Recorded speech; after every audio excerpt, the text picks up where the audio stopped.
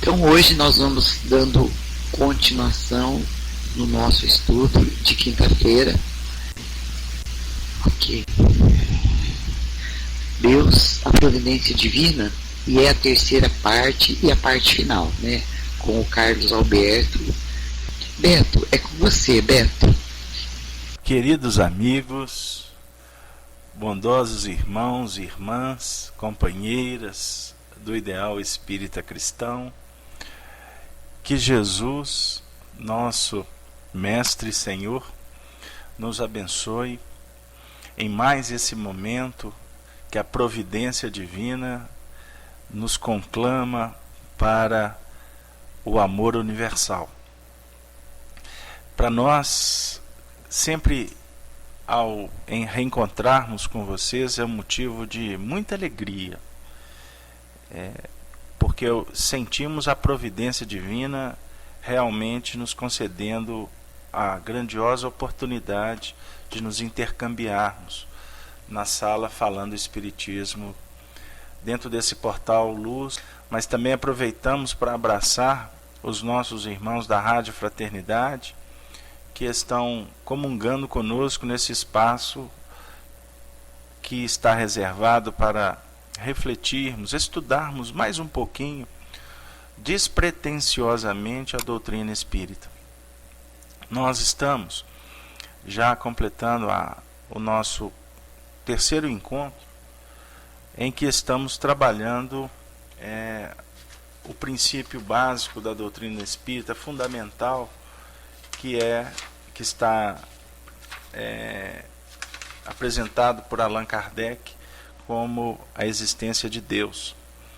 E sem a pretensão de estudarmos sobre o Criador, porque, como define Allan Kardec, seria adentrarmos num labirinto sem saída, porque ainda nos falta sentido, mas nós vimos trabalhando de uma forma muito tranquila, e para nós temos recebido respostas, participações, e-mails quanto a esse desenvolvimento da temática, que está efetivamente nos incentivando a continuar, embora cônscios da nossa pequenez, da nossa limitação no que reporta também ao conhecimento da doutrina espírita. Hoje, como, vamos dizer assim, entre aspas, a última etapa das nossas reflexões, nós vamos trabalhar então alguns conceitos sobre a providência divina.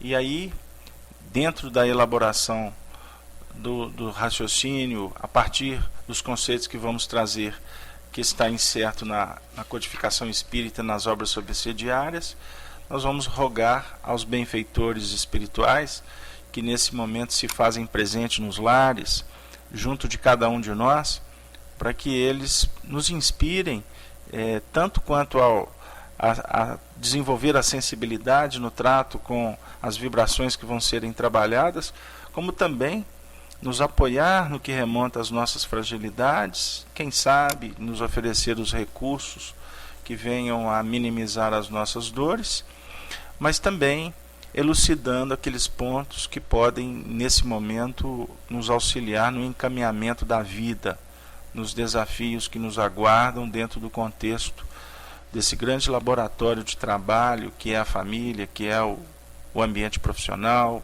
as escolas, a casa espírita, o ambiente social, enfim. Então, que possamos rogar ao Senhor para que sejamos felizes. Gostaríamos de abrir o nosso trabalho trazendo o nosso querido continuador dos trabalhos de Allan Kardec, o benfeitor Leon Denis, que no livro Depois da Morte, assim afirma para nós de uma maneira poética, filosófica e extremamente consoladora, quando ele define que a providência é a solicitude de Deus para com as suas criaturas. Observemos bem, a providência é a solicitude de Deus para com as suas criaturas. E aí nós anexamos também um conceito de Allan Kardec, quando ele define para nós assim, que é a suprema sabedoria com que o Criador conduz todas as coisas. É o cuidado constante, o zelo ininterrupto. É o espírito superior, é o anjo velando sobre o infortúnio e é o consolador invisível. É o farol aceso no meio da noite, para a salvação dos que erram sobre o mar tempestuoso da vida. O mar tempestuoso da vida. A providência é ainda principalmente o amor divino derramando-se a fluxo sobre as suas criaturas.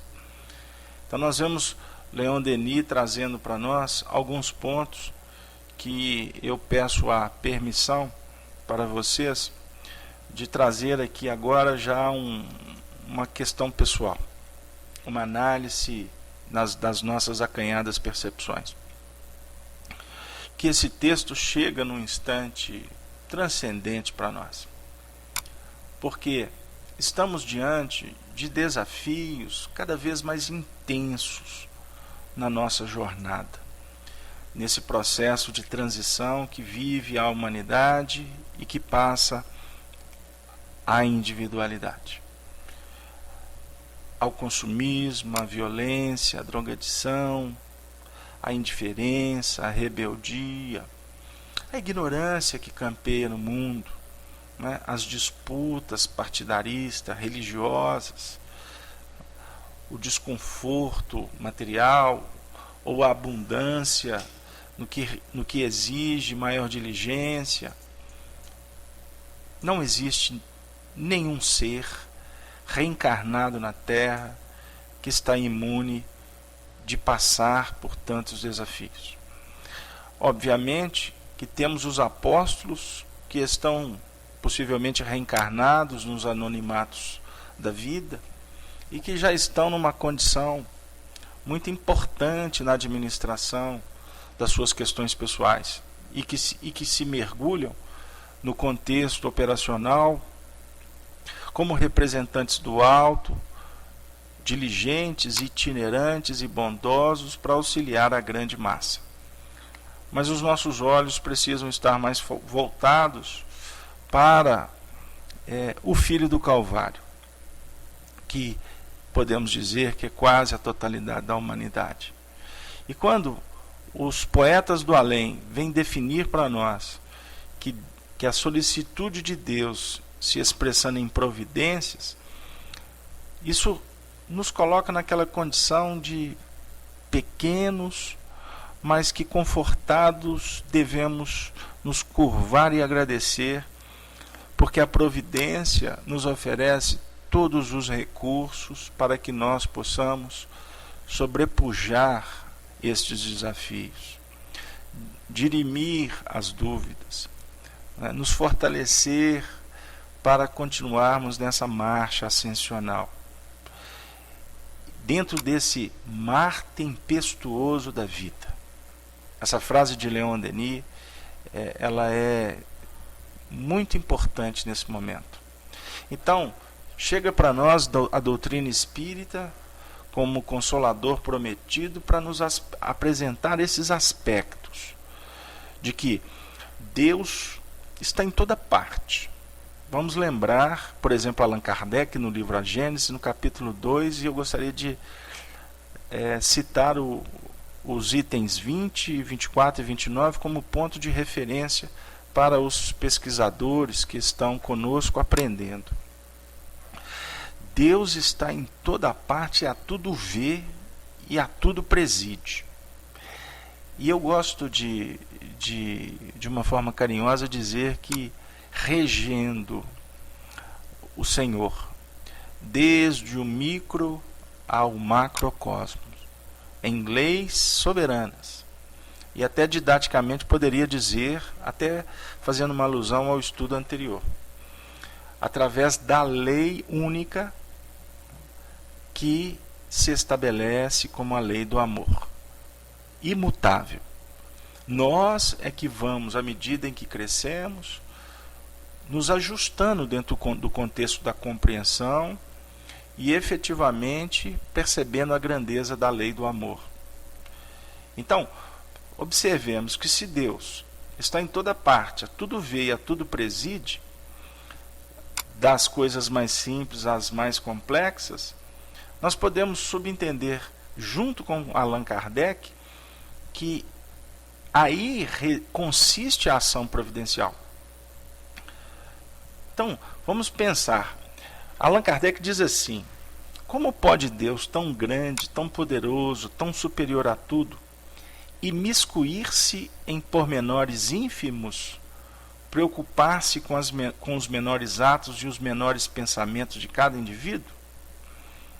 Aí vem essa interrogação, né, que a si mesmo dirige o incrédulo, concluindo por dizer que, admitida a existência de Deus, só se pode admitir quanto à sua ação que ele se exerça sobre as leis gerais do universo, que este funcione de toda a eternidade em virtude dessas leis. Ponto. O texto é longo. Mas é uma indagação muito oportuna que Kardec traz para nós agora. Porque vimos a perguntar, então ele está presidindo as menores ações do indivíduo? Ele está acompanhando a tudo? Ele tem olhos, não é? Dentro daquela ideia daquele senhor sentado no trono com um cajado, definindo, acusando. Não. Fica para nós de uma forma muito inteligível que a providência divina se expressa através das leis do universo. E que nós é que efetivamente, quando nos distamos, quando vamos dizer assim, quando saímos do fulcro irradiador da nossa mente a expressar a vontade de Deus, que nós podemos tratar aqui como a consciência, e agimos contra aquelas indicativas mais importantes, nós mesmos avocamos para nós o que está inserido, por exemplo, de uma forma simbólica no livro Apocalipse de João, que agora nos vem à mente. A ira de Deus. Em vários pontos da obra Revelação, porque Apocalipse significa revelação. Em vários pontos da revelação, João traz para nós como que a ira de Deus se manifesta a partir das manifestações do dragão, né, que é a serpente em novas bases. Somos nós que, desajustados, através da manifestação do nosso livre-arbítrio, como um dom soberano, como um dom divino, assim melhor expressa o pensamento, até me remontando, por exemplo, a uma filosofia de Santo Agostinho no século IV, quando coloca que o livre-arbítrio é o dom mais sublime que o homem pode receber de Deus. Na manifestação do nosso livre-arbítrio, nós efetivamente vamos como que nos mergulhando dentro do contexto das leis de ação e reação, ou causa e efeito. E com isso, o que parece ira divina, na realidade, é a própria lei da natureza que vem nos dizer que nós estamos como que nos distanciando do ponto importante, do ponto central, daquele movimento que há de nos felicitar diante do mecanismo da evolução.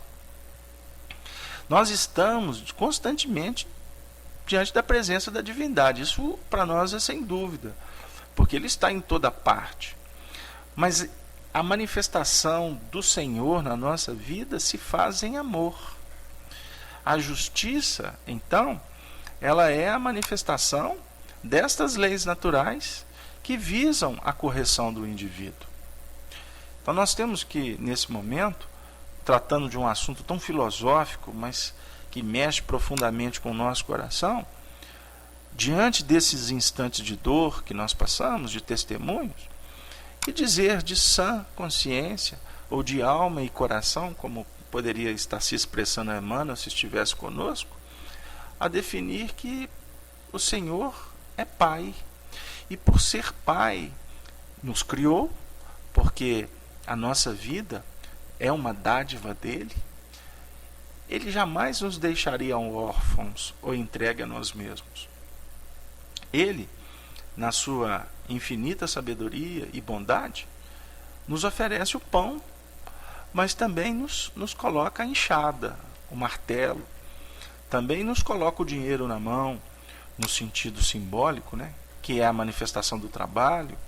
Ele também oferece para a nossa jornada o próximo, porque na convivência com o semelhante, com o irmão de jornada, que também é filho de Deus, nós vamos sendo convidados a manifestar, nós somos convidados a falar, a abraçar, a agir, a contestar, a dialogar, porque no grande movimento da jornada nós vamos crescendo como indivíduos, e a cada momento que estabelecemos um novo patamar da nossa existência, a grandeza do Pai vai se, como que diz assim, ela vai se ampliando, ela vai como que nos tocando cada vez mais, porque estamos num patamar então superior.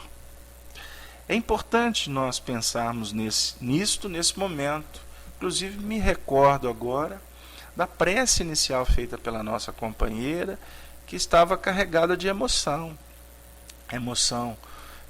pela sensibilidade de estar abraçando a todos nós, a todos vocês que estão com ela, a nossa moderadora, há tanto tempo, pelo carinho, pela saudade, mas também esperançosa de, nesse espaço aqui, nós podermos juntos, de alguma forma, refletirmos sobre a vida e a presença de Deus, que é o Pai da providência, que é o Pai da bondade e que é o Pai de todos nós. E quando assim nós morejamos, nós vamos nos estabelecendo e nos enriquecendo, a jornada vai se tornando, vamos dizer assim,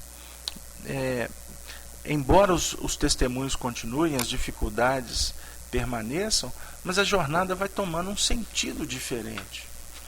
Eu não sei se eu estou conseguindo passar o pensamento, Charri, e os demais companheiros, como o André, que eu estou percebendo que está aí vibrando, né, André?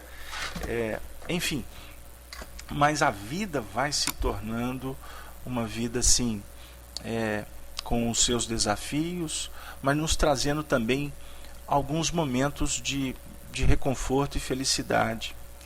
Nos fala Emmanuel, quanto à providência divina, sobre a importância de contemplarmos os quadros que nos circundam em todas as direções, porque assim nós vamos reconhecer o amor infinito, buscando suprimir em silêncio as situações deprimentes da natureza. Se vocês me permitem, eu continuarei trazendo Emmanuel. Afirma o evangelizador do Brasil: cachoeiras cobrem abismos, fontes alimentam a terra seca, astros clareiam o céu noturno, flores valorizam espinheirais. No campo de pensamento em que estagias, surpreenderás esse mesmo infinito amor, procurando extinguir as condições inferiores da humanidade. Pais transfigurados em gênios de ternura, professores desfazendo as sombras da ignorância, médicos a sanarem doenças, almas generosas socorrendo a necessidade. Entendemos assim, então, que Deus, na sua infinita bondade, Ele está atendendo a todos, desde o verme até o arcanjo, até os espíritos que nós não conseguimos dimensionar as suas condições. Portanto, a gente pode inclusive meditar, se vocês concordam conosco, que nada no mundo é destituído de valor. Tudo tem valor, tudo tem importância. Nós é que menoscabamos, nós é que desvalorizamos, Vamos pensar quantos corações que batem na nossa porta durante o momento do trabalho profissional, por exemplo. Muitos deles expectantes de receber de nós estímulos. Quantas vezes que a gente mata a esperança, desconectados desse manancial infinito? Por exemplo, dizendo: agora eu não posso falar, estou correndo, não, isso que você está fazendo está errado. Eu costumo dizer, se agora vai uma reflexão, uma expressão minha, particular, primeira pessoa, que uma das coisas que mais tem batido no nosso coração e que tem constrangido mesmo é quando a gente escuta um não dito com aquela vibração carregada, não é? Porque o não pode ser dito com carinho, não é? É isso, meu filho, não é? Talvez, pai, pode, não, filho, vamos repensar, né? Ou tem momentos que você tem que até ser meio objetivo, né? Um tanto quanto objetivo. Não é possível. Mas assim, com cuidado. É diferente quando a gente escuta aquele não gritado, batido, aquela vibração que chega, sabe? E de repente o coração do outro lado está na esperança de repente, através daquela fala, ele poder ter um diálogo e a gente não tem tempo, não é? Eu estou colocando de uma forma muito simples para dizer como que nós podemos deixar de ser intermediários para que esse manancial que o Emmanuel se refere, por exemplo, como a cachoeira que cobre abismo, não é? Como nós podemos deixar de ser o veículo para que a água atinja aqueles pontos da aridez do coração. Então nós vamos percebendo que esse tema ele deve ser, antes de ser tão filosófico, mas ser tratado por nós de uma forma assim mais prática, não é? Porque não há, portanto, nada insignificante, né? Não existe violação de leis. Então, primeiro ponto: nada é insignificante. Todas as pessoas têm o seu valor. Na natureza, como afirmara o poeta, nada se perde. Então, a gente devemos observar que tudo tem um recado para nós. Porque se está diante dos nossos olhares, existe um fim providencial para isso, não é? Se você mora dentro de um arranha-céu, no qual, por exemplo, nós lidamos com o asfalto, com o cimento, com a pedra, a gente não tem com talvez o céu cinzento, da mesma forma que aquele outro companheiro que, por exemplo, reside num campo, uma casa que fica numa colina, diante de flores, um céu azul.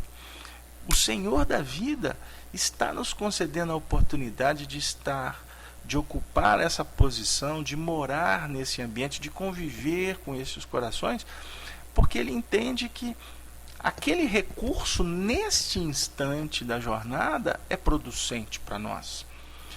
E nós, muitas vezes, desconsideramos isso. Chegamos até a expressarmos com empáfia, com rebeldia, com indiferença, negando todas as providências. Meus amigos, não é fácil. Eu não tenho dúvida que nessa construção do pensamento, cada um de vocês que estamos conosco aqui estão tentando refletir sobre os pontos capitais da própria vida. E a gente sabe que é desafiador. Por exemplo, quando a dor nos visita, nos trazendo um sinal, né? A ferida está sangrando, está purulenta. Tem determinados momentos que a gente não consegue visualizar além da dor, né? A gente sabe desse desafio. Por exemplo, você recebe uma notícia que o seu marido desencarnou no trânsito. Olha, gente, me perdoe, eu não estou querendo desencarnar o marido de ninguém aí não, do grupo. Estou fazendo apenas uma reflexão. Mas imagine você recebendo uma notícia dessa agora. Imagine a gente diante de uma notícia de uma falência, de uma empresa que sustenta uma família. Não é fácil, não.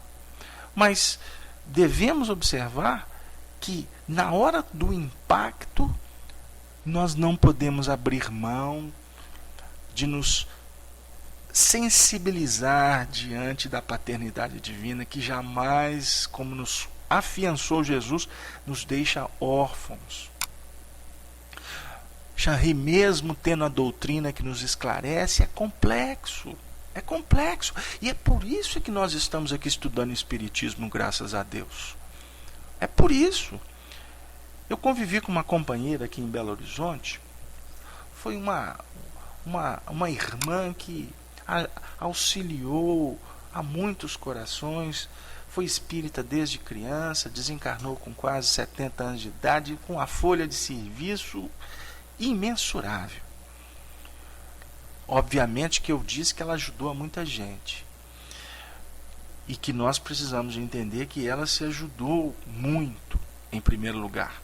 Mas no trabalho com o próximo ela teve a ressonância do bem na sua intimidade.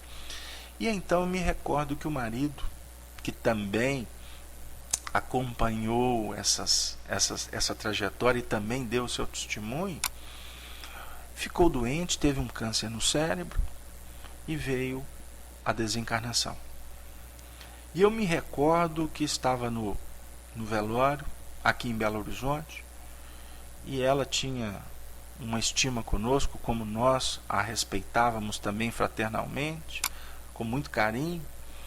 Eu me aproximei, quando cheguei no ambiente, ela se levantou e foi ao meu encontro e me abraçou durante uns 10 minutos, de um choro harmônico, mas um choro doído.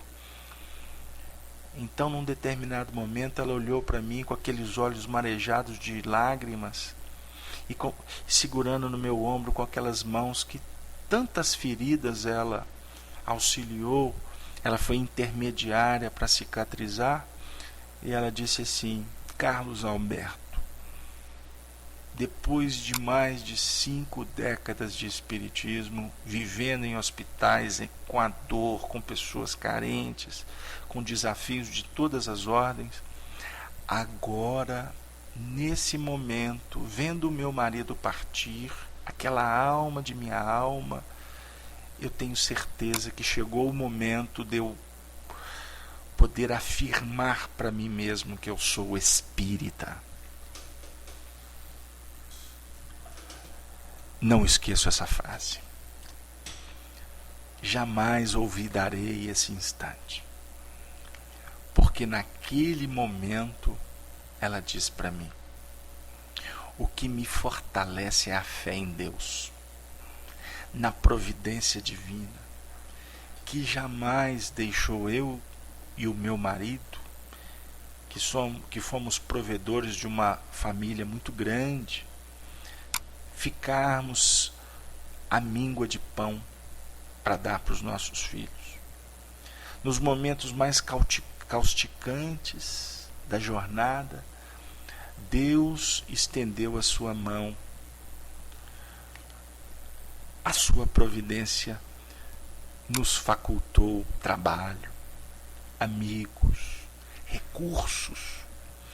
E por isso, o que me felicita nesse momento de dor é a consciência tranquila de ter feito tudo o que eu podia, embora talvez um pouco mais poderia.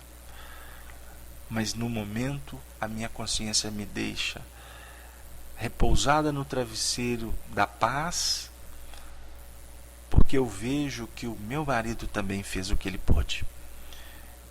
E agora eu estou dizendo para ele até breve, porque eu confio em Deus, pois só o amor de Deus há de nos reaproximar no tempo e no espaço.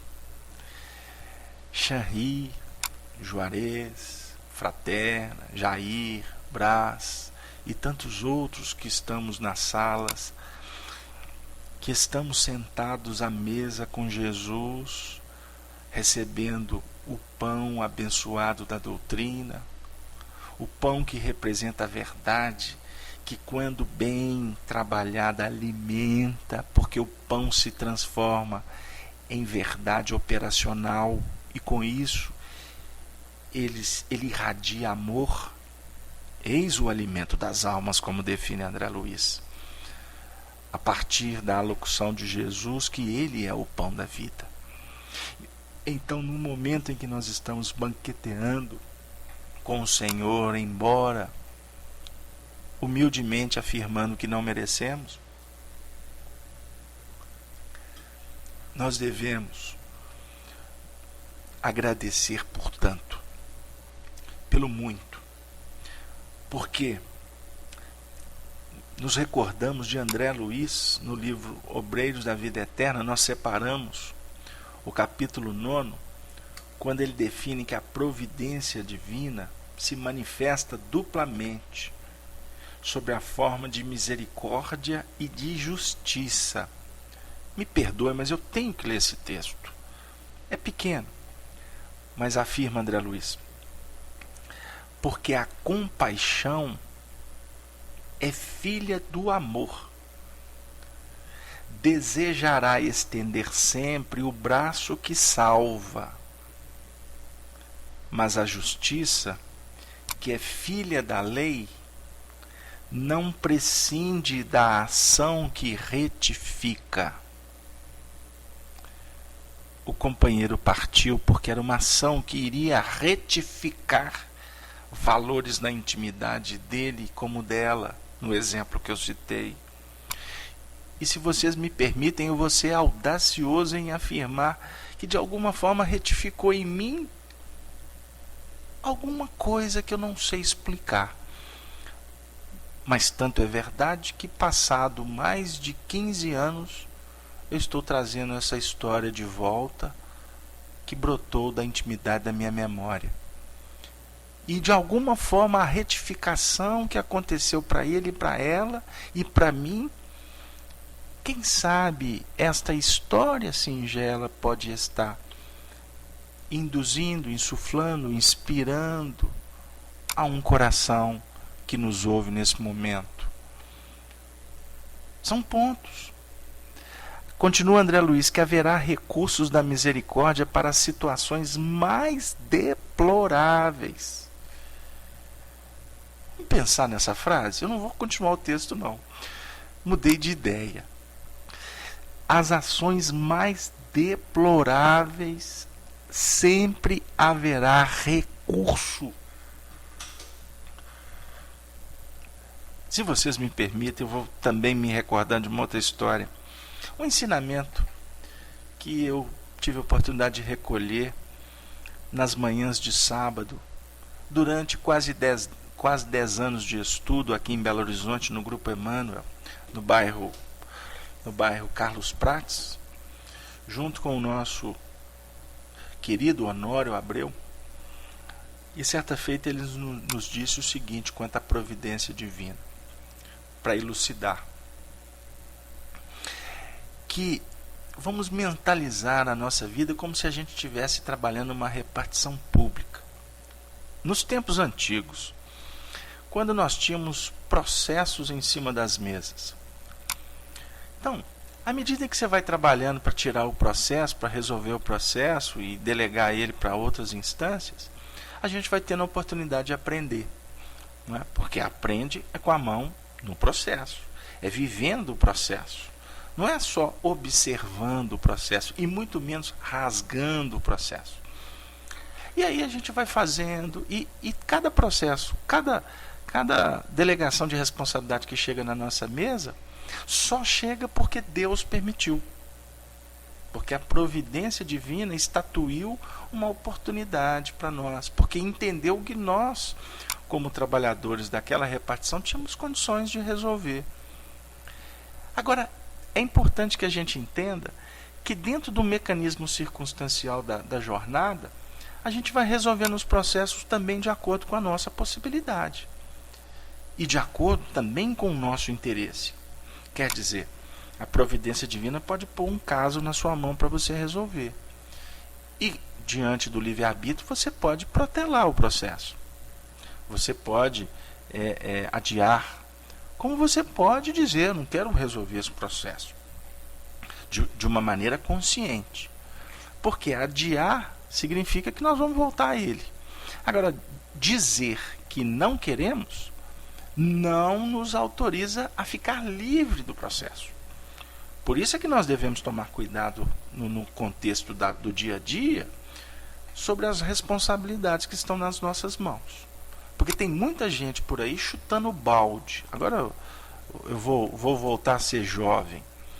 Eu vou, se vocês me permitem, brincar um pouquinho.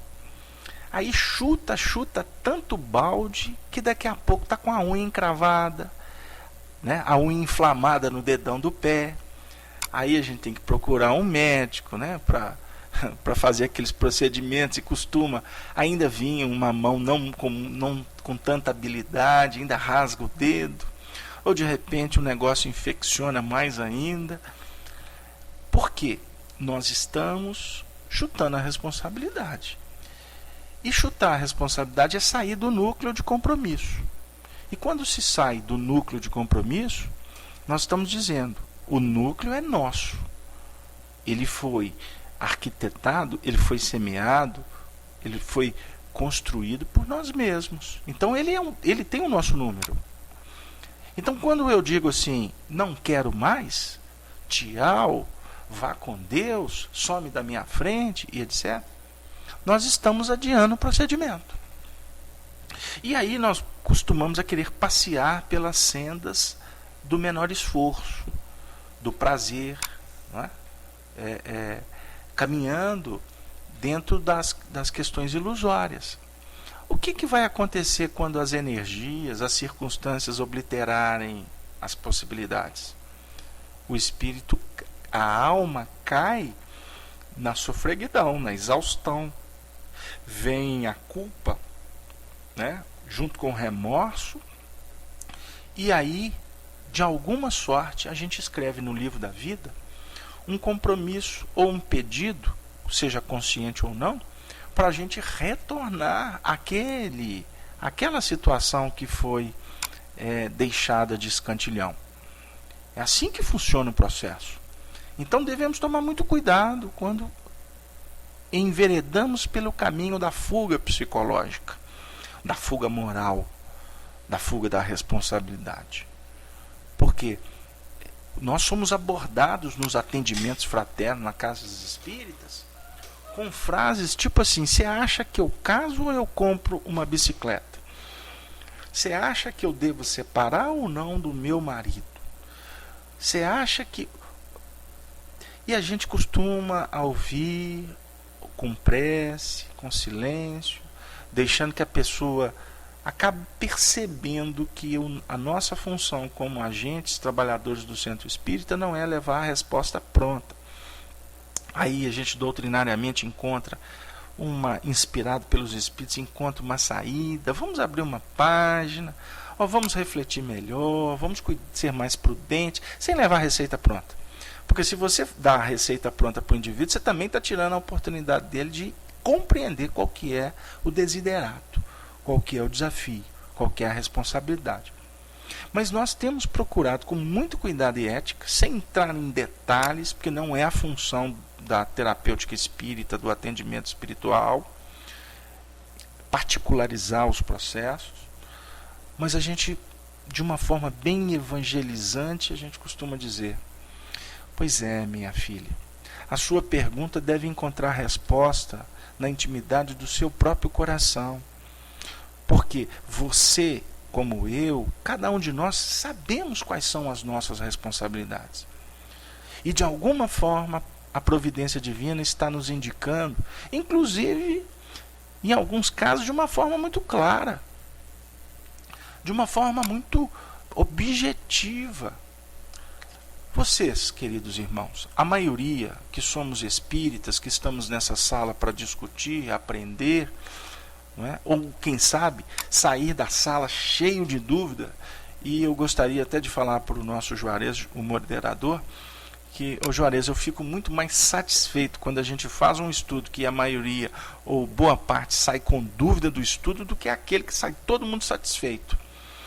porque o satisfeito é meio perigoso. O grande lance é a gente ficar naquela condição de, puxa vida, deve ter mais alguma coisa que eu não captei.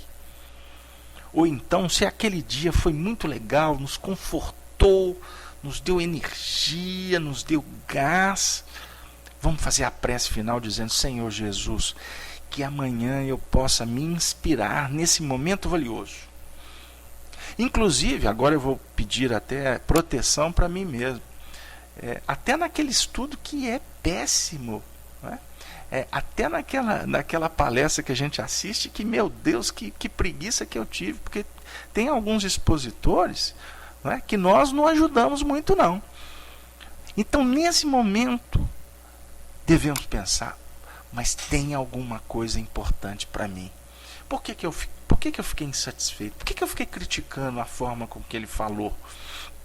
Será que não é um momento de enveredar pelo caminho da mansuetude? Jesus disse no Sermão da Montanha que bem-aventurado é quem é brando, é quem é pacífico, é quem é misericordioso. É muito melhor do que estar naquela condição de ter sede de justiça, de estar sendo atendido pela misericórdia. É necessário que nós reflitamos diante desses problemas que a princípio são insondáveis. Então, só voltando àquela imagem que eu coloquei do indivíduo sentado à mesa resolvendo os processos, vamos lembrar que existem alguns processos que costuma a providência divina tirar da nossa mesa sem que a gente perceba.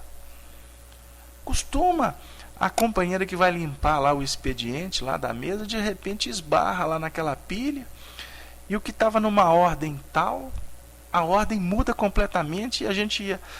Aí tudo, o que a gente tinha priorizado sai do lugar, entra uma outra situação que eu não estava nem pensando, e de repente é aquela que a gente tem que atender, para não dizer até que a possibilidade daquele processo que escorregou, caiu no chão, e ela, na hora que a companheira foi pegar o processo para voltar com ele para cima da nossa mesa, sem ela perceber, ao invés dela colocar no caixote de entrada, quem trabalhou antigamente sabe do que eu estou falando, que tinha caixote de entrada e caixote de saída, né? Hoje é tudo computador. Mas o processo estava na caixa de entrada, e de repente, do nada, ela põe na caixa de saída. Aí vem um contínuo, né? Os companheiros que trabalham distribuindo os documentos, sem saber de nada, pega o processo, põe na mesa, no caixote de entrada do outro, e o outro, sem entender nada, começa a resolver o processo, né? E aí, a confusão é essa, minha filha. A confusão é essa. Por quê? Nós precisamos de estar atento ao que está na nossa mão, sem escolher muito, Chanri. A confusão é essa mesmo. Nós estamos tentando criar uma situação aqui para que a gente possa perceber o seguinte: o que está na frente? Quais são os sinais que está chegando para você? Nós temos que trabalhar de acordo com as possibilidades e a prioridade. Então, você tem lá uma mesa cheia de assuntos para resolver. O que é prioridade? Não é? A prioridade é a voz do coração que nos fala. Você está com um filho doente em casa. Aí você recebe um convite para fazer um passeio no parque. O passeio vai ser importante porque você vai encontrar uma série de pessoas, de corações, mas o filho está doente em casa. Qual que é a prioridade? É deixar o filho, que não tem ninguém para cuidar dele, ou atender às suas questões pessoais? Então aí entra um ponto. Você fez uma pergunta aí no chat, eu achei muito interessante, porque no momento em que a gente tem dúvida, já é um grande sinal que a providência divina está nos colocando, que é o momento de tomar uma decisão com sabedoria. Porque, inclusive, afirma o adágio popular que na dúvida é melhor não ultrapassar. Isso é uma regra de trânsito. Quando você tiver dúvida, não ultrapasse. Busque uma oração, faça uma prece, peça inspiração para que você tenha, vamos dizer assim, a atenção voltada para agir errando menos, Rosalinda. Porque a providência divina não erra. O endereço é certinho, o CEP, o endereçamento postal não tem falha. Nem o carteiro consegue entregar no endereço errado. Agora, chegou nas nossas mãos, tem momentos que o que a princípio é prioridade, costuma a vida dizer, peraí, resolve esse aqui, porque esse aqui sendo resolvido ajuda o atendimento do outro. Então, minha querida Charri, o assunto não é fácil. Eu fico imaginando uma mãe que vai colocar no mundo, que vai trazer para o mundo, na mediunidade abençoada da maternidade, ela traz 3 de uma vez, né? Trigêmeos. Aí chora os 3. Meu Deus do céu, que aperto! Que aperto! Como é que ela vai atender? Qual que ela atende primeiro? Né? Então são pontos que nesse momento de dificuldades que passa a humanidade, as oportunidades estão chegando a galope. Estão chegando a galope. Mas eu prefiro muitas vezes voltar o eu, o eu inferior, voltar a minha atenção para atender o eu inferior, deixando de lado a voz de Deus, que está em toda parte, que a tudo vê, que a tudo preside, que está estabelecendo equilíbrio nas mínimas questões. Eu prefiro deixar de lado. Então Deus opera com ações providenciais. Providenciais. Então, pode surgir uma pergunta. Então, o que fazer, Carlos Alberto? O que fazer é mergulhar no estudo, é qualificar o nosso tempo, para que a gente possa qualificar as nossas ações. O tempo o nosso... Agora me recordo que Memórias de um Padre Germano tem uma frase lá fantástica, que ele diz assim, que o único patrimônio que o homem possui é o do tempo. Isso é uma reflexão assim transcendente, porque Deus está nos concedendo o tempo para a gente operar diante do desafio. Porque o desafio vai ser trabalhado, seja agora, daqui a pouco, ou seja muito tempo à frente. Porque ele fica reservado para nós. Porque senão nós não vamos nos engrandecer em Deus. Nós não estaremos jamais em comunhão com Ele. Jesus afirma, eu e o Pai somos um. A definir que ele não vê em nome dele, ele vê em nome de uma vontade soberana, de uma vontade justa, de uma vontade bondosa. Aí ele conclui dizendo, eu vim fazer a obra de meu Pai. Qual é a obra do meu Pai? Não, Casalberto, você devia ter feito a pergunta, qual que é a obra do Pai de Jesus? Eu não consigo dimensionar, porque eu não estou no patamar evolucional dele. Não, mas espera aí, agora ficou confuso. Ele não está cumprindo a obra de Deus? Sim, todos nós estamos lutando para cumprir a obra de Deus, de acordo com o nosso entendimento. Por isso que devemos ter a tranquilidade,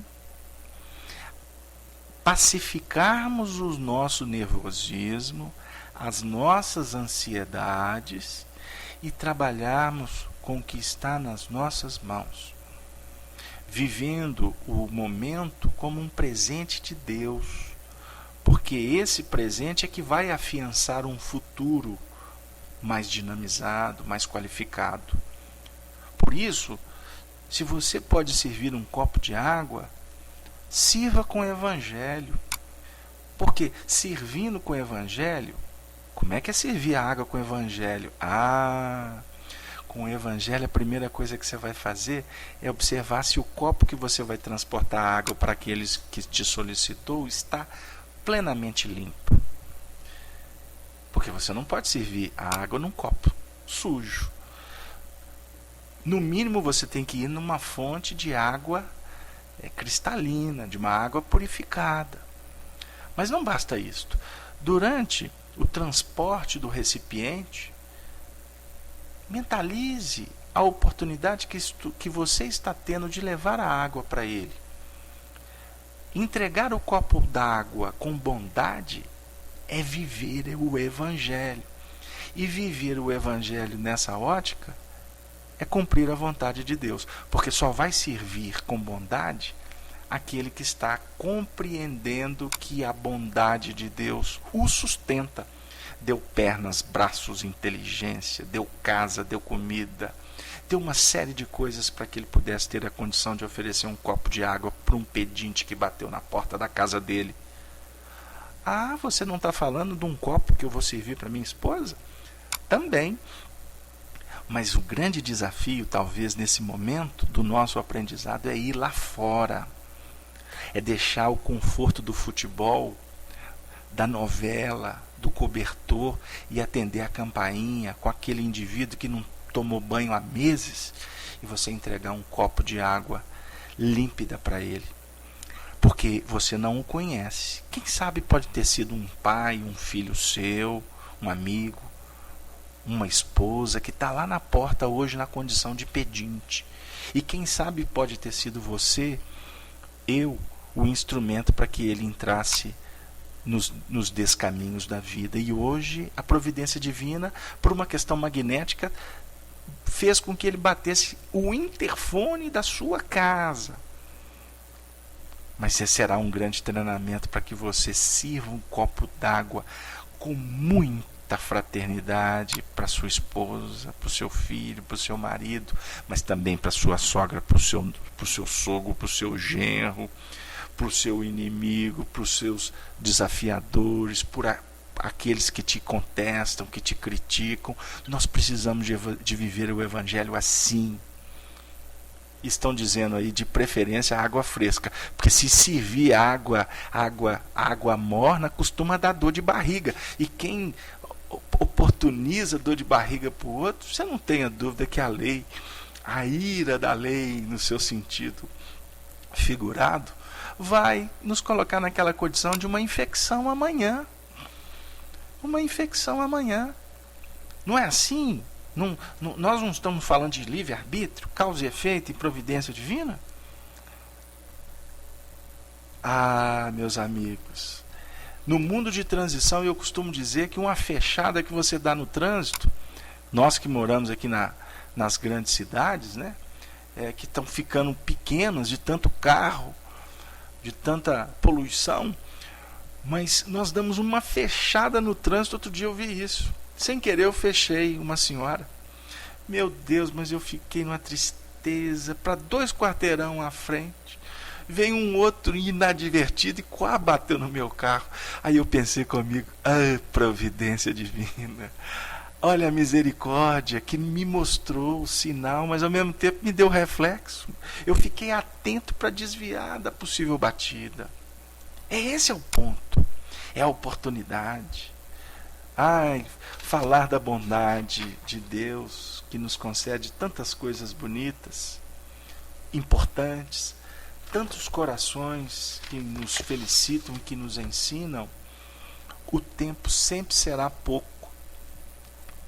O tempo sempre vai urgir, como define o apóstolo Pedro, ou como falava Chico Xavier, falar do Espírito, o papo é eterno. Por isso, meus queridos irmãos, vamos, nesse momento, refletirmos, e eu gostaria de relembrar do nosso querido André Luiz, quando define que a compaixão é filha do amor. Vamos trabalhar a compaixão nesse momento. Vamos sentar na praça como fez Jesus, como define Humberto de Campos, não para ensinar o que é Deus, não para filosofar com religiosos, mas vamos sentar na praça da vida com os filhos do Calvário, que somos nós, que estamos caminhando, talvez perdidos ainda, ou julgando que estamos no caminho certo, mas que a vida está dizendo que é necessário rever. Vamos sentar todos numa praça arborizada, florida, cheio de rosas, de margaridas, com crianças, com senhores, senhoras, com jovens, com os nossos familiares. Vamos sentar com Jesus para sentir a presença de Deus em nós e para agradecer do fundo do nosso coração por tudo que tem chegado para nós. Na última semana eu lembrei de um pensamento de Chico Xavier que eu gostaria de repeti-lo. Que Deus não criou a dor. A dor é criação dos homens. Porque se Deus tivesse criado a dor, que no dizer de Francisco de Assis era um anjo bendito, que nos auxilia a compreender um pouco mais, o Senhor da vida não permitiria que o homem inventasse a penicilina, o analgésico. Ele não permitiria. Então vamos pensar, meus amigos, que o homem somos nós que estamos multiplicando a dor, que o fizemos durante muito tempo. E por isso nós estamos entrando num laboratório como cientistas, filósofos, políticos, operários, cidadãos, filhos, pais, cônjuges, oradores, médiuns, religiosos, políticos, militares, jornalistas, economistas, industriários, aposentados, graças a Deus, que estamos cheios de trabalho. Agora eu atingi o seu coração, minha irmã, eu sei disso. Estamos todos na senda da vida para reconstruirmos o nosso destino e implementar o reino de Deus no nosso coração, de uma forma definitiva, como nos lembra Emmanuel, nos domínios do coração.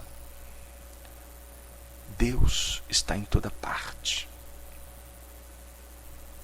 abençoando a terra. Deus está sustentando a nossa vida.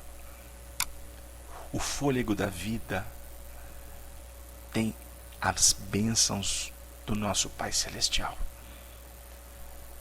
Jesus não filosofa. Ele apresenta o Senhor nas próprias ações, o reverenciando como Pai. Pai nosso que estais nos céus, santificado seja o vosso nome. Venha a nós o teu reino, mas seja feita, Pai, a tua vontade, aqui na terra, dos corações dos homens, como nos céus, da consciência, da verdade que precisamos ser inoculados por ela. O pão da verdade do amor abençoe o nosso mundo íntimo, saciando essa condição nossa ainda famigerada, porque assim optamos por olvidar os recursos. Dei-nos sempre, Senhor. Perdoa-nos. Perdoa-nos sempre as dívidas, os equívocos. Mas, Senhor, não nos tire a oportunidade de nos ajustarmos contra as próprias dificuldades que arregimentamos no tempo e no espaço. Senhor, livra-nos do mal que habita dentro de nós, porque o teu reino é de luz, é de compaixão, é de benevolência, é de caridade, é de brandura, é de pacificação, é de paz, é de paz.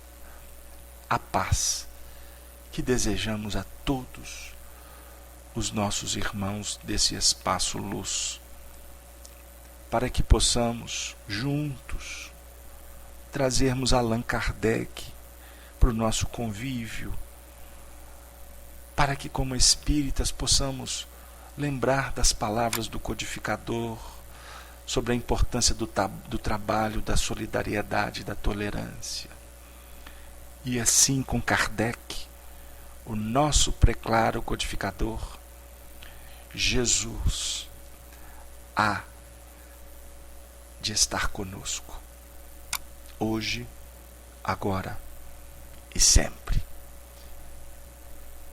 Muita paz para todos. Eu abraço a cada irmão, dizendo: louvado seja Deus. Até uma próxima oportunidade e que possamos, durante a semana, continuarmos as nossas atividades nas casas espíritas, porque as casas espíritas precisam de trabalhadores perseverantes até o fim. Muita paz, boa noite para todos, durmam com Deus.